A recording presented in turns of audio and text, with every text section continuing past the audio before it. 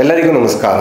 ನಾನು doctor Devaraj, Narayana health ಆಸ್ಪತ್ರೆಯಲ್ಲಿ consultant ಗ್ಯಾಸ್ಟ್ರಾಂಟರಾಲಜಿ and ಹೆಪಟಾಲಜಿ ಡಿಪಾರ್ಟ್ಮೆಂಟ್ನಲ್ಲಿ ಕರ್ತವ್ಯ ನಿರ್ವಹಿಸುತ್ತಿದ್ದೇನೆ. ಪ್ರತಿ ವರ್ಷ ಜುಲೈ 28 ವೈರಲ್ ಹೆಪಟೈಟಿಸ್ ಡೇ ಆಗಿ ಸೆಲೆಬ್ರೇಟ್ ಮಾಡ್ತಾರೆ. ಈ ದಿನವನ್ನು ವಿಶೇಷ ಶೀರ್ಷಿಕೆ ಮೂಲಕ ಪ್ರತಿ ವರ್ಷವೂ ಆಚರಣೆ ಮಾಡಲಾಗುತ್ತೆ. ಈ ವರ್ಷ let's break down viral hepatitis ಎಂಬ ಶೀರ್ಷಿಕೆಯಿಂದ ಈ ದಿನವನ್ನು ಆಚರಣೆ ಮಾಡ್ತಾ ಇದ್ದೀವಿ.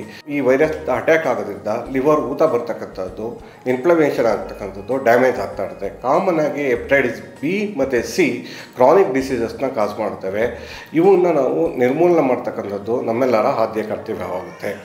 ಇದನ್ನು ಅರ್ಲಿ ಸ್ಟೇಜ್ನಲ್ಲಿ ನಾವು ಡಿಟೆಕ್ಟ್ ಮಾಡಿ ನಾವು ಸೂಕ್ತ ಟ್ರೀಟ್ಮೆಂಟ್ ಕೊಟ್ಟಿದ್ದೇ ಆದಲ್ಲಿ ಈ ಕಾಯಿಲೆಯನ್ನು ಸಂಪೂರ್ಣವಾಗಿ ನಾವು ನಿವಾರಣೆ ಮಾಡ್ಬೋದು. ಇದು ಪ್ರಮಾಣ ಎಷ್ಟಿದೆ ನಮ್ಮ ದೇಶದಲ್ಲಿ ಅಂತ ಹೇಳಿದ್ರೆ 2-4%, ಅಂದರೆ 100ರಲ್ಲಿ 4 ಜನಕ್ಕೆ ಈ ಕಾಯಿಲೆಯನ್ನು ನಾವು ಪತ್ತೆ ಹಚ್ಚಬಹುದು.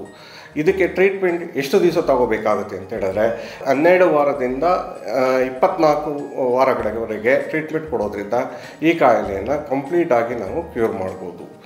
ಇನ್ನು ಹೆಪಟೈಟಿಸ್ ಬಿನಲ್ಲಿ ನಾವು ಟ್ರೀಟ್ಮೆಂಟ್ ಕೊಡೋ ಉದ್ದೇಶ ವೈರಸ್ಸನ್ನು ಬಾಡಿಯಿಂದ ಕಂಪ್ಲೀಟಾಗಿ ನಿರ್ಮೂಲನೆ ಮಾಡ್ತಕ್ಕಂಥದ್ದು ಮತ್ತು ಅದರಿಂದ ಆಗ್ತಕ್ಕಂಥ ಲಿವರ್ ಡ್ಯಾಮೇಜನ್ನು ಕಡಿಮೆ ಮಾಡ್ತಕ್ಕಂಥದ್ದು ಮತ್ತು ಲಿವರ್ ಕ್ಯಾನ್ಸರ್ ಆಗಿ ಕನ್ವರ್ಟ್ ಆಗುವಂಥದ್ದನ್ನ ಕಡಿಮೆ ಮಾಡ್ತಕ್ಕಂಥದ್ದು ನಮ್ಮ ಆದ್ಯ ಕರ್ತವ್ಯವಾಗಿರುತ್ತೆ.